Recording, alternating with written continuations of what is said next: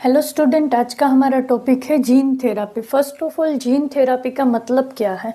ये सेल है बॉडी का, इसके अंदर ये न्यूक्लियस है, न्यूक्लियस के अंदर यहाँ पे डीएनए प्रेजेंट होगा और ये जो डीएनए होता है उसके पार्ट्स, जिसको हम क्या बोलते हैं, जीन्स बोलते हैं।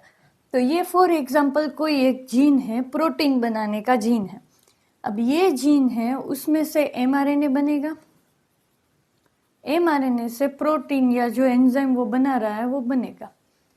तो अब ये जीन में मैं बोलूँ कोई फॉल्ट है, मतलब म्यूटेशन आ चुका है। एग्जाम्पल ले लेते, ए जी होना चाहिए था और उसकी जगह ए जी हो गया, तो इसका मतलब है कहीं पे एक फॉल्ट है। तो अगर इस जीन में कहीं पे डिफेक्ट है तो वो जो प्रोटीन या एंजाइम बनाएगा वो प्रॉपर बनेगा नहीं, मतलब वर्क करे ऐसा बनेगा नहीं, या तो फिर वो एमआरएनए से प्रोटीन बना ही नहीं पाएगा। मतलब कोई जीन में प्रॉब्लम होगी तो वो जो एंजाइम या प्रोटीन या जो भी कोई प्रोडक्ट बना रहा होगा वो प्रॉपर बनेगी नहीं, तो उसकी वजह से बॉडी में डिजीज होंगे, क्योंकि जो एंजाइम जिसको जो काम करना चाहिए था वो बन नहीं रहा है तो वो काम होगा नहीं और उसकी वजह से बॉडी में प्रॉब्लम होगी। तो इसका मतलब है हमको ये जीन को करेक्ट करना पड़ेगा, ठीक करना पड़ेगा। तो वही मेथड को जीन थेरापी बोलते हैं। अब ये कलेक्शन ऑफ मेथड्स है। कलेक्शन ऑफ मेथड माने एक ही मेथड नहीं है इसमें, या तो तुम इस जीन को हटा के इसकी जगह दूसरा जीन ऐड कर दो, या तो फिर तुम ये भी कर सकते हो कि ये डिफेक्टिव जो है उसको ही रिप्लेस कर दो, मतलब इसको मॉडिफाई करके ठीक कर दो। तो ऐसे बहुत सारी टेक्निक है। तो gene therapy collection of method है और इनके अंदर किया क्या जाता है, जीन को करेक्ट किया जाता है। अगर वो करेक्ट हो गया तो उसको जो प्रोडक्ट बनानी है वो प्रोडक्ट बनेगी और बॉडी में ठीक से वो सारा काम हो जाएगा। मतलब इस मेथड में होता क्या है, जो फॉल्टी जीन होता है उसको हम रिप्लेस कर देते हैं हेल्दी जीन से, या तो फिर हम उस मॉडिफाई कर देते हैं वो जीन को। उसकी वजह से ये जो डिजीज हुआ है, एंजाइम नहीं बन रहा है, प्रोटीन नहीं बन रहा है, उसकी वजह से जो बॉडी में प्रॉब्लम्स हो रही वो प्रॉब्लम्स ठीक हो जाएगी अगर जीन थेरापी कर देंगे तो। तो इन शॉर्ट जीन थेरापी का मतलब क्या हुआ, किसी की बॉडी में डिफेक्टिव जीन है और उसकी वजह से प्रॉपर फंक्शनिंग नहीं हो रही है तो हम इस जीन को ही ठीक कर देते हैं, जिसकी वजह से बॉडी अच्छे से परफॉर्म कर सकती है अपने सारे फंक्शंस और डिजीज ठीक हो जाता है, क्योर हो जाता है। तो इस मेथड को क्या बोलते हैं, gene therapy. Okay, next, first gene therapy कब हुई थी? 1990 में हुई थी। कहाँ? यूएस में हुई थी और ये 4 ईयर की एक गर्ल के अंदर करने में आई थी। क्यों उसके अंदर ये जीन थेरापी की प्रोसीजर करी थी? क्योंकि उसका जो एडिनोसिन डी अमीनेज, ये एक एंजाइम है, ये एंजाइम बनाने का जो जीन था वो जीन डिफेक्टिव था और इसकी वजह से ये एंजाइम प्रॉपरली बन नहीं रहा था। तो इसकी वजह से जीन थेरापी करी थी ताकि ये जो जीन है उसको करेक्ट कर दिया जाए, और ये जीन करेक्ट हो जाएगा तो वो करेक्टली एडिनोसिन डी अमीनेज नाम का एंजाइम बना पाएगा और फिर ये एंजाइम अच्छे से काम करे। Okay, next, procedure of gene therapy. Gene therapy कैसे परफॉर्म की जाती है, उसके स्टेप्स क्या है? तो फर्स्ट ऑफ ऑल, ये gene therapy procedure hereditary disease के लिए की जाती है नॉर्मली। हेरिडिटरी डिजीज माने ऐसे डिजीज जो पेरेंट्स से बच्चे में पास हो सकते हैं, ऐसे डिजीज। अब फॉर एग्जांपल ये एक बेबी है, ठीक है, उसके अंदर एक जीन है जो डिफेक्टिव है, उस जीन को हमें करेक्ट करना है। तो करेक्ट करना है तो उसके लिए कर क्या सकते हैं, उसका डिफेक्टिव जीन है, हमको उसको एंजाइम बनाने का जीन था, एंजाइम बन नहीं रहा है, तो हमको उस बेबी के अंदर एंजाइम्स बनवा कैसे सकते हैं? तो पहले तो उसका ब्लड सैंपल लेने का, उसमें जो WBC होते हैं उसका एक टाइप है टी लिम्फोसाइट, उसके अंदर प्रोसीजर परफॉर्म की जाती है। तो ये रहे टी लिम्फोसाइट बच्चे के।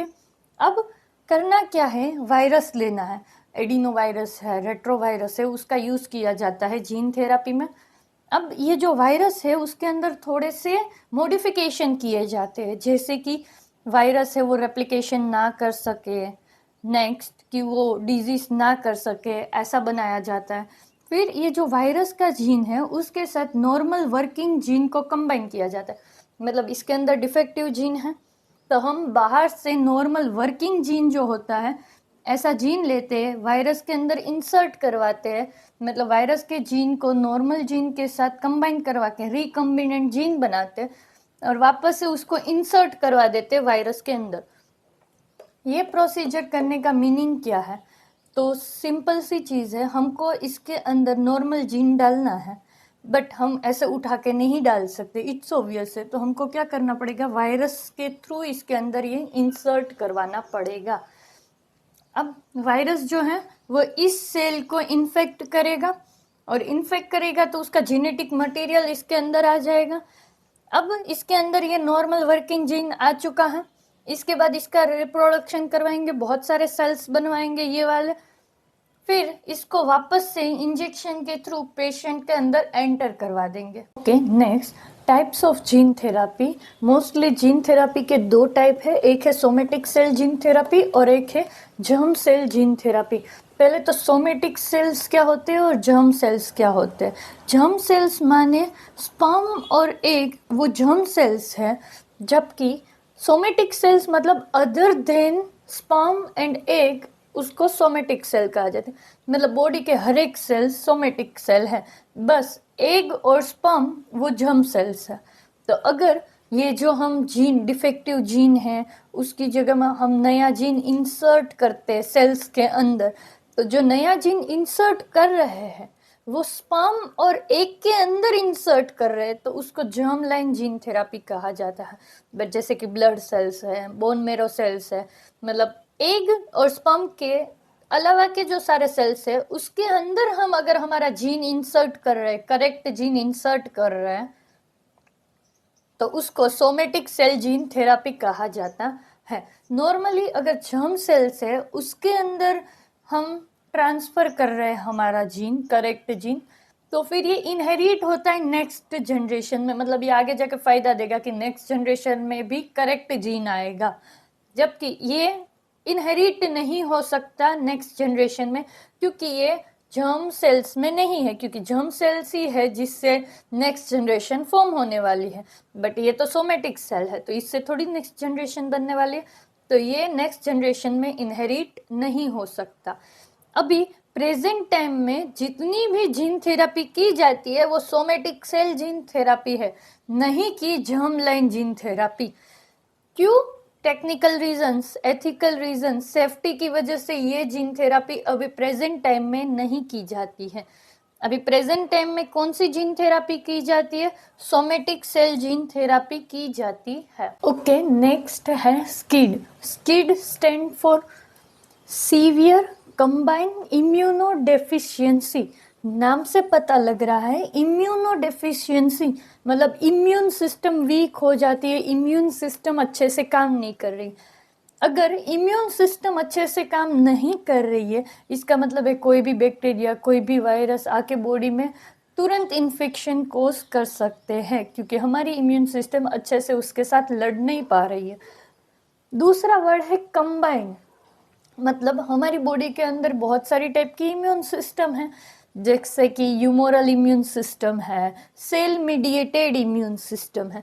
ह्यूमोरल इम्यून सिस्टम और सेल मीडिएटेड इम्यून सिस्टम है क्या? फॉर एग्जांपल ये सेल है, सेल के अंदर यहाँ पे सेल पे एंटीबॉडीज का प्रोडक्शन हो रहा है। अगर सेल एंटीबॉडी का प्रोडक्शन कर रहा है बट एंटीबॉडी का प्रोडक्शन ही ठीक से नहीं हो पा रहा है, या तो फिर मैं बोलूँ बहुत सारे सेल्स है जैसे कि NK सेल्स है, नेचुरल किलर सेल्स, जो सेल्स बाहर से जो फॉरेन पार्टिकल्स आ रहे हैं उसको किल कर देते हैं, ऐसे सारे सेल्स है बॉडी में, वो भी अच्छे से काम नहीं कर रहे हैं, इसलिए इसको कंबाइन बोलते हैं। मतलब सारी टाइप की इम्यून सिस्टम को ये अफेक्ट कर सकता है। सीवियर मतलब कि ये लाइफ थ्रेटनिंग है, इससे मौत हो सकती है। तो नाम से कितना हमको पता लगा, ये इम्यून सिस्टम वीक करने वाला या इम्यून सिस्टम की डेफिशिएंसी वाला डिजीज होगा। इसके अंदर सारी टाइप की इम्यून सिस्टम अफेक्ट होगी और इससे मतलब डेथ भी हो सकती है। अब जो स्किड है ये होता क्यों है? तो फिर इम्यून सिस्टम अच्छे से काम नहीं करे। तो इम्यून सिस्टम क्यों अच्छे से काम नहीं करे? फॉर एग्जाम्पल ये हमारा डीएनए है, डीएनए के पार्ट्स मतलब कि जीन, ये डीएनए के पार्ट्स मतलब कि जीन्स। अब फॉर एग्जाम्पल ये एंटीबॉडीज जो है, एंटीबॉडीज जो कि इम्यून सिस्टम हमको प्रोवाइड करती है, मतलब कि एंटीबॉडीज है वो हेल्प करती है फॉरेन पार्टिकल को हराने के लिए। अगर एंटीबॉडीज किसकी बनी होती, प्रोटीन की बनी होती, अगर एंटीबॉडी बनाने के लिए जो प्रोटीन्स चाहिए वो जीन्स में से बनेंगे, जीन्स में से पढ़ पढ़ के वो प्रोटीन बनाए जाएंगे। अगर जीन ही डिफेक्टिव है तो इसका मतलब है वो प्रोटीन ही नहीं बनेगा जो एंटीबॉडी बना रहा है। मतलब ऐसे प्रोटीन्स ना बनना या तो प्रॉपर नहीं बनना जो एंटीबॉडीज बनाने के लिए हेल्पफुल है, तो फिर स्किड हो सकता है। इसका मतलब है जीन्स डिफेक्टिव हैं, उसकी वजह से इम्यून सिस्टम अच्छे से काम नहीं कर पा रही है, और उस वो कंडीशन जिसको हम क्या बोलते हैं, स्किड। तो इसका मतलब है स्किड के अंदर सिर्फ एडीए, ठीक है, सिर्फ एडीजीसी आता है ऐसा जरूरी नहीं है। एडिनोसाइन डीअमीनेज नाम का एक ही डिजीज स्किड के अंदर आता है ऐसा बिल्कुल नहीं है। स्किड के अंदर बहुत सारे डिजीज आते हैं, और स्किड के अंदर कैसे डिजीज आते हैं, तो इम्यून सिस्टम बनाने के लिए, इम्यून सिस्टम में जरूरी प्रोटीन्स बनाने के लिए जो जीन रिक्वायर्ड है उसमें से कोई भी जीन में प्रॉब्लम है तो वो स्किड ही होता है, ठीक है। तो जिसमें भी स्किड है, ये डिजीज हुआ है जिसको, उसके अंदर क्या क्या प्रॉब्लम होगी, तो उसकी बॉडी में वाइट ब्लड सेल्स नहीं बन रहे, अगर बन रहे हैं तो प्रॉपर काम नहीं कर रहे। वाइट ब्लड सेल्स के भी बहुत सारे टाइप्स होते हैं, उसमें से 2 टाइप्स यहाँ पे मैंने लिखे, टी लिम्फोसाइट्स, बी लिम्फोसाइट्स। तो ये जो टी लिम्फोसाइट, बी लिम्फोसाइट है वो अच्छे से बन नहीं रहे हैं, अगर बन रहे हैं तो अच्छे से काम नहीं कर रहे हैं, तब ये स्किड की कंडीशन होती है। तो जिसको ये डिजीज होता है उसके अंदर टी लिम्फोसाइट की काउंट कम हो जाती है, बी लिम्फोसाइट की काउंट कम हो जाती है, और नॉर्मली एन के सेल्स की काउंट भी कम हो जाती है। और अगर काउंट कम इतनी नहीं हो रही है तो भी उसको स्किड हो सकता है। क्यों? बन तो रहे, अच्छे से नहीं बन रहे, अच्छे से फंक्शन नहीं कर पा रहे, तो भी स्किड कहा जाता है। तो स्किड क्या है? ऐसे जीन्स जो इम्यून सिस्टम के प्रोडक्शन में जरूरी है, वो जीन्स में डिफेक्ट होना, उसमें से कोई भी जीन में डिफेक्ट होना, तो उसको स्किड कहा जाता है। तो इसको करेक्ट करने के लिए भी हम जीन थेरापी का यूज कर सकते हैं। तो जीन थेरापी कौन से डिजीज में दे सकते हैं? तो सीवियर कंबाइन इम्यूनो डेफिशिएंसी में जीन थेरापी यूजफुल होती है। ओके, नेक्स्ट है ADA, adenosine deaminase. Adenosine deaminase एक एंजाइम है, और ये एंजाइम का अगर प्रोडक्शन नहीं हो रहा है तो वो डिजीज को करेक्ट किया जा सकता है बाय द जीन थेरापी। तो एडिनोसाइन डी अमीनेज पहले तो है क्या, क्या प्रोसीजर है?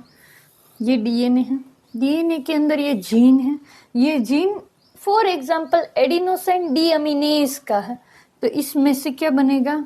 एमआरएनए बनेगा, और इस एमआरएनए से क्या बनेगा? एंजाइम बनेगा, ठीक है। तो इससे क्या बनेगा? एंजाइम बनेगा। अगर ये जीन में ही प्रॉब्लम है तो फिर एंजाइम प्रॉपरली बन ही नहीं सकता। तो ये एंजाइम की ज़रूरत क्या है? ये एंजाइम क्यों इम्पोर्टेंट है बनाने का? तो ये एंजाइम जो है वो इम्पोर्टेंट है प्यूरिन के मेटाबॉलिज्म के लिए, और यही एंजाइम है जो इम्यून सिस्टम को डेवलप करवाने में और उसको मेंटेन करने में हेल्प करता है। तो ये एंजाइम काम क्या करता है?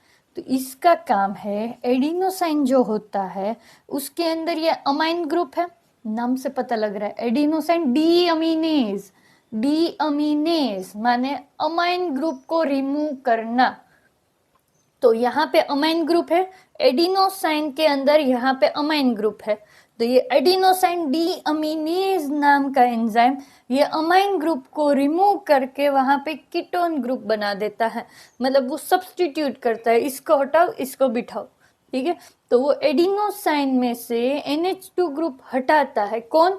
एडिनोसाइन डीअमीनेज नाम का एंजाइम, और एडिनोसाइन को कन्वर्ट कर देता है इनोसाइन में। तो प्रॉपर अभी पूरा कंप्लीट फंक्शन जो है वो ADA का, वो अभी तक पता नहीं चला है। बट अभी तक हमको कितना याद रखना है, ADA एडिनोसाइन डीअमीनेज एक एंजाइम है। ये एंजाइम क्या करता है, एडिनोसाइन को इनोसाइन में कन्वर्ट करता है, मतलब कि प्यूरिन का मेटाबॉलिज्म करता है। ये एंजाइम इम्पोर्टेंट है मेंटेनेंस के लिए और डेवलपमेंट के लिए, किसके? इम्यून सिस्टम के। उसका रोल अभी तक कंप्लीटली अंडरस्टूड नहीं है।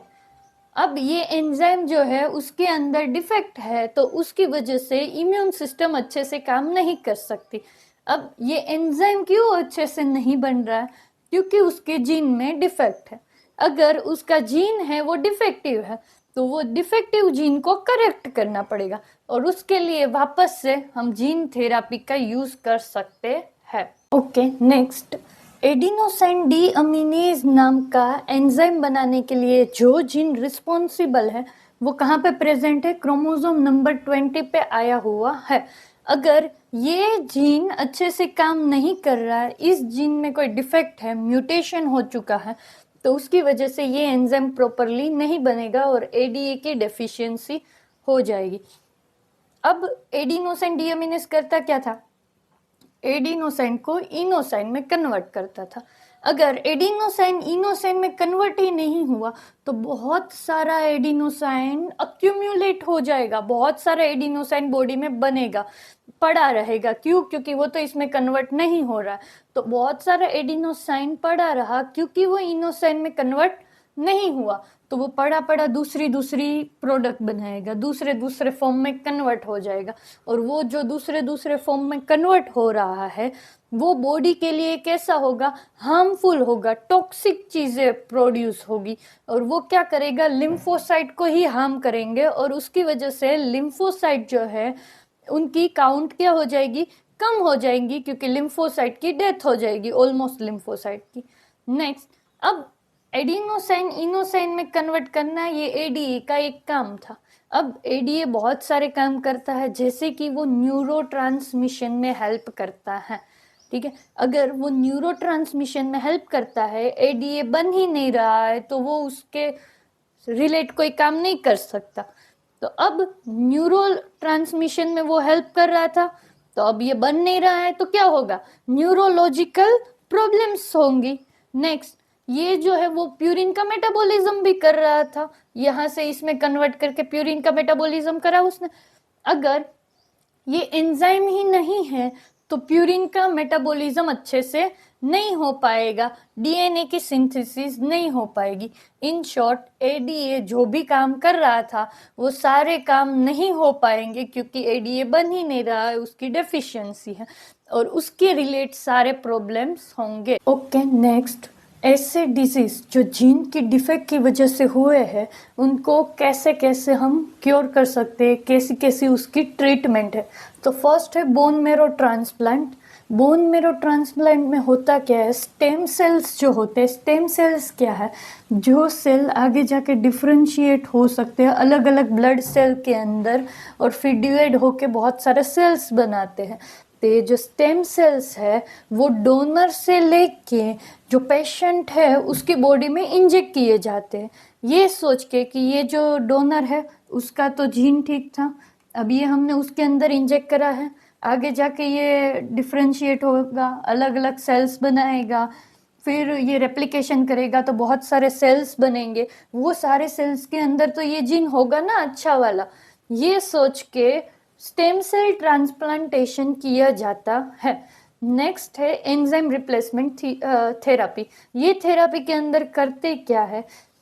ऑलरेडी बने बनाए एंजाइम सीधे ही इंजेक्ट किए जाते पेशेंट की बॉडी में, मतलब फंक्शनल ADA पेशेंट को इंजेक्शन के थ्रू दिए जाते हैं। बट ये सारे कंप्लीट क्योर नहीं है, मतलब ये बार बार करना पड़ता है, एक बार प्रोसीजर कर दी हो गया, ऐसा नहीं है। ओके, नेक्स्ट हमने 2 ट्रीटमेंट देखी। लास्ट ट्रीटमेंट है जीन थेरापी, जो हमने पहले देखी वही है कि रेट्रोवायरस का यूज़ करके नॉर्मल जीन है वो पेशेंट के लिम्फोसाइट में एंटर करवाना है।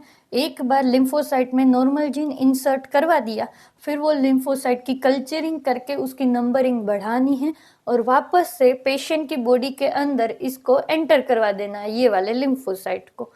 अब ये प्रोसीजर जो है वो अर्ली स्टेज पे करी गई है, एम्ब्रियोनिक स्टेज पे करी गई थी, तो फिर ये एक ही बार करनी पड़ेगी। बट अगर पेशेंट में ये ट्रीटमेंट एम्ब्रियोनिक स्टेज पे नहीं करी गई है, ठीक है, तो फिर ये ट्रीटमेंट पीरियोडिक टाइम के बाद, मतलब एक पर्टिकुलर टाइम के बाद ये प्रोसीजर बार बार करनी पड़ेगी।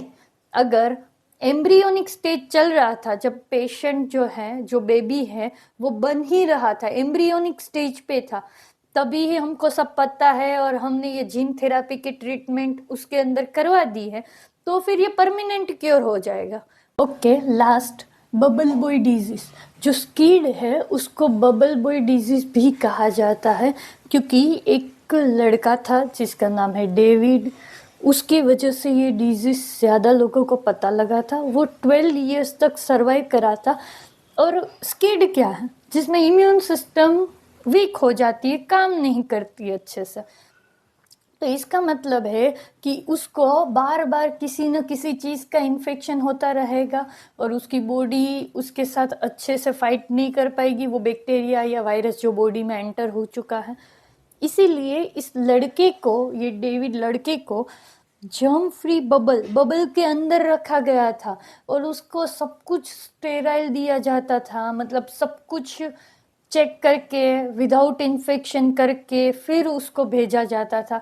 फूड है, वाटर है, सारी की सारी चीज़ें पहले स्टेराइल की जाती थी, फिर ही उसको दी जाती थी। और ऐसा करके इतने साल, कितने लंबे साल तक ऐसी सारी प्रोसीजर कर करके उसको सब कुछ दिया गया, बट स्टिल वो 12 इयर्स ही सरवाइव कर पाया था। और उसकी वजह से उसको ऐसे बबल वाले में रखा गया और उसकी वजह से उसको बबल बॉय डिजीज भी कहा जाता है।